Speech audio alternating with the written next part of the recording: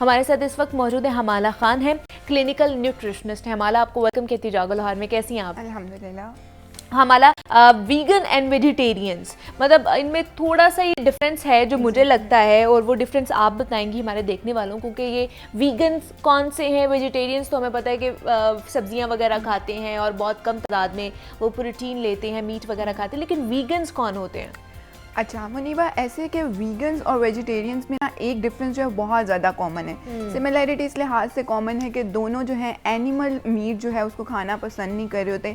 Animal source से जो हमें प्रोटीन मिल रहा होता है, जिसमें मटन आ जाता है, बीफ आ जाता है, पोल्ट्री आ जाती है, जिसमें बकरे का गोश्त कह लें, गाय का गोश्त कह लें, इन चीज़ों का इस्तेमाल करना दोनों ग्रुप्स ही पसंद नहीं कर रहे होते। लेकिन वेजिटेरियंस एक लिहाज से इस तरह से डिफरेंट हो जाते हैं कि वो एनिमल से जो बाय प्रोडक्ट्स आ रही होती हैं, जैसे कि एनिमल से हासिल होने वाले अंडे होते हैं और दूध होते हैं, उसका इस्तेमाल तो कर लेते हैं। लेकिन वीगन्स इस मामले में भी बहुत ज़्यादा स्ट्रिक्ट हो जाते हैं। वो कहते हैं कि जी हम ना अंडे का इस्तेमाल करेंगे ना दूध का इस्तेमाल करेंगे।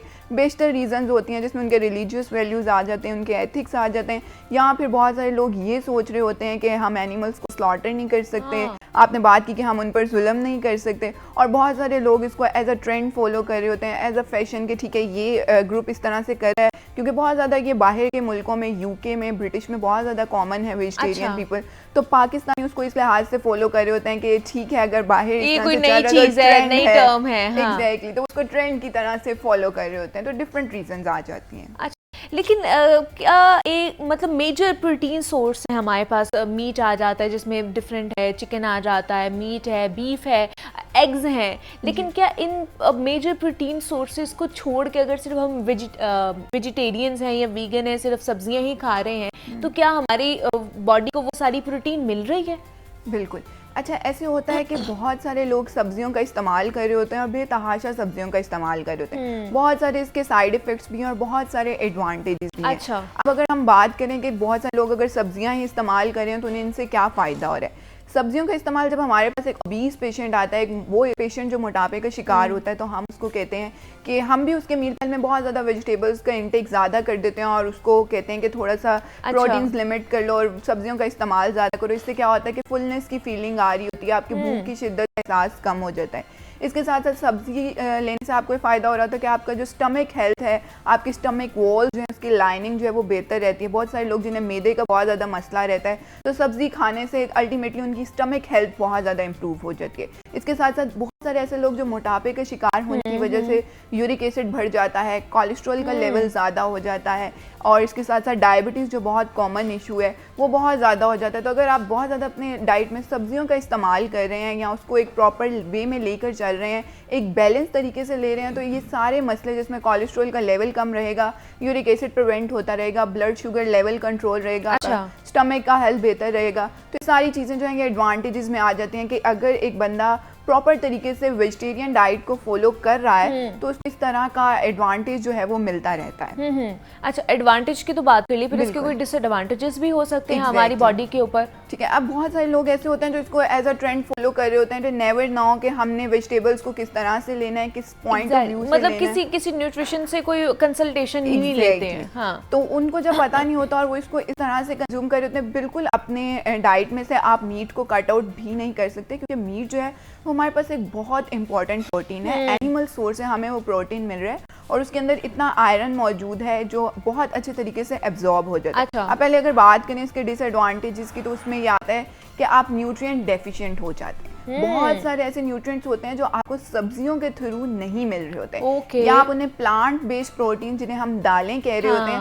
आप उनसे हासिल नहीं कर पा रहे होते। वो प्रोटीन्स आपको एनिमल सोर्स से ही मिल रहे होते हैं, या वो प्रोटीन्स आपको अंडे से ही मिल रहे होते हैं, या वो न्यूट्रिएंट्स आपको सिर्फ दूध से ही मिल रहे होते हैं। तो वो वाले न्यूट्रिएंट्स जो होते हैं उनमें कमी हो जाती है। तो सबसे मेजर जो डिफेक्ट आता है इसमें यह आता है जी कि बहुत सारे वेजिटेरियंस न्यूट्रिएंट डेफिशिएंट हो जाते हैं, जिसमें सबसे कॉमन आयरन की कमी, जो कि वुमेन में बहुत ज़्यादा कॉमन है, कैल्शियम की कमी हो जाती है, विटामिन B12 की कमी हो जाती है, विटामिन D की कमी हो जाती है। तो ये सारे न्यूट्रिएंट्स जो है ना ये एक लिहाज से कम हो जाते हैं, जो कि जिनके अल्टीमेटली फिर आगे नुकसानात हैं। विटामिन B12 नहीं होगा तो आप थका थका फील करेंगे, हर टाइम टायर्डनेस फील करेंगे, आपको एनिमल सोर्स से प्रोटीन नहीं मिल रहा होगा। फिर मटन और बीफ के अंदर जो आयरन मौजूद है वो आपकी बॉडी में होगा, जिसकी वजह से खून की कमी हो जाएगी, एनीमिया का शिकार हो जाएंगे। इसके साथ साथ ओमेगा 3 फैटी एसिड्स नहीं मिल रहे होंगे, जिसकी वजह से आपकी मेंटल हेल्थ बहुत ज़्यादा इफेक्ट हो सकती है। तो ये सारी चीज़ें जो होती हैं ना वो कहीं ना कहीं आपको बहुत ज़्यादा असर दे रही होती हैं।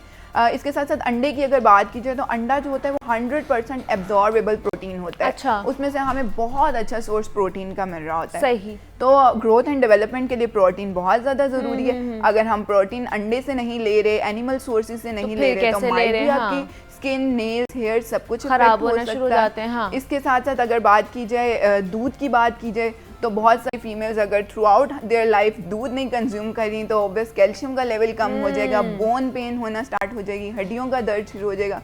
तो कोशिश करें कि अपनी बैलेंस डाइट को लेकर चलें ताकि सारे न्यूट्रिएंट्स जो है ना वो कहीं ना कहीं आपको डाइट में मिलते रहें। बैलेंस डाइट के साथ साथ किसी अच्छे बंदे से, न्यूट्रिशन से, किसी डॉक्टर से जाके आप कंसल्ट करें। फिर वो जब आपका BMI चेक करेंगे, आपके पूरे टेस्ट करेंगे, उसके बाद आपको बताएंगे कि जनाब आपको कितनी ज़रूरत है इस चीज़ की, इस डाइट की। अगर आपने वीगन होना है या फिर आपने वेजिटेरियन की तरफ जाना है। 2 टर्म्स है, वीगन में आप बिल्कुल ही नहीं खाते हैं प्रोटीन, जितने भी हमारे मीट सोर्स आ गया, हमारा पोलिट हमारी जो चिकन है वो आ गया या एग्स आ गया, वो बिल्कुल भी नहीं खाते। अच्छा मुझे ये बताइए फिर ऑल्टरनेट हैं जिन्होंने मतलब अगर नहीं खाने हैं, यही नहीं खाने, तो उसका कोई ऑल्टरनेट है, कोई चीज़ और खा सकते हैं हम? अच्छा, being a nutrition in Pakistan, nutritionist in Pakistan, ये तो कुदरत का निज़ाम है। हाँ। अल्लाह ताला ने इन चीज़ों को, एनिमल सोर्सेज को पैदा किया है और हमें इजाज़त दी है कि हम अंडे का इस्तेमाल कर सकते हैं, हम दूध का इस्तेमाल कर सकते हैं।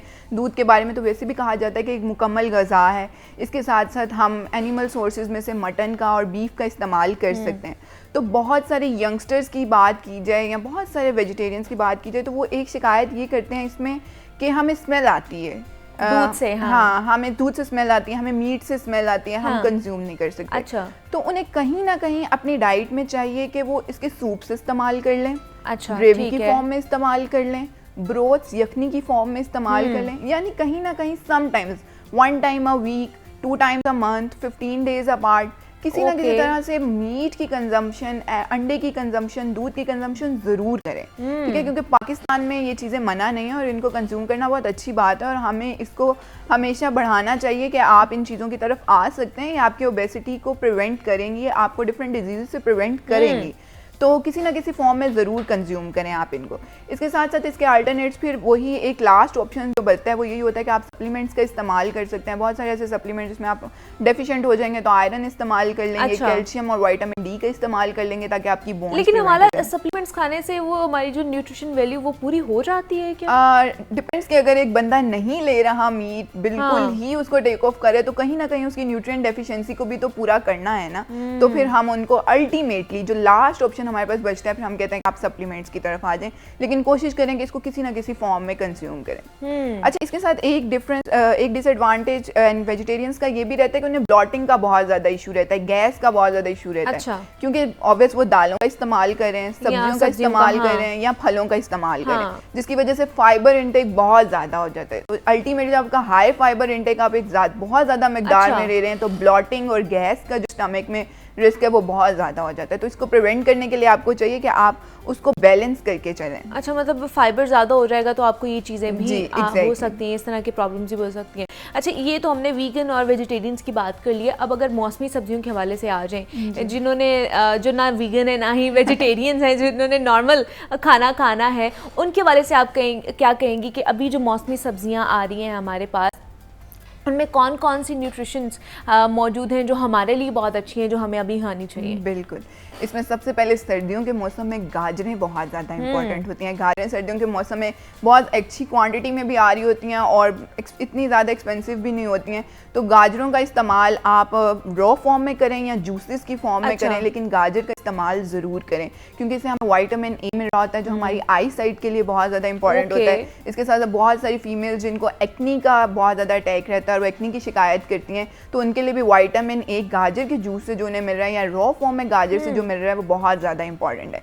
इसके अच्छा। साथ साथ आजकल बहुत सारी फीमेल जो हैं वो साग और पालक, जो ग्रीन लीफी वेजिटेबल्स हैं, उसका इस्तेमाल बहुत ज़्यादा करिए, जो कि एक अच्छी चीज़ है, आप उसका इस्तेमाल कर सकते हैं। इसके साथ साथ हरे पत्तों वाली जितनी भी सब्जियों का इस्तेमाल करें। पालक में हमारे पास आयरन बहुत अच्छी क्वांटिटी में अवेलेबल होता है और हमें उसका इस्तेमाल कहीं ना कहीं अपनी डाइट में ज़रूर रखना चाहिए। इसके साथ साथ शलजम आजकल बहुत ज़्यादा आए हुए हैं, वो है तो एक स्टार्ची वेजिटेबल, लेकिन आप उसका इस्तेमाल कर सकते हैं। मटर का इस्तेमाल ज़रूर करें, किसी ना किसी फॉर्म में, अपने सलाद में, अपने सालन में, अपने किसी ना किसी चीज़ में ज़रूर इस्तेमाल करते रहे।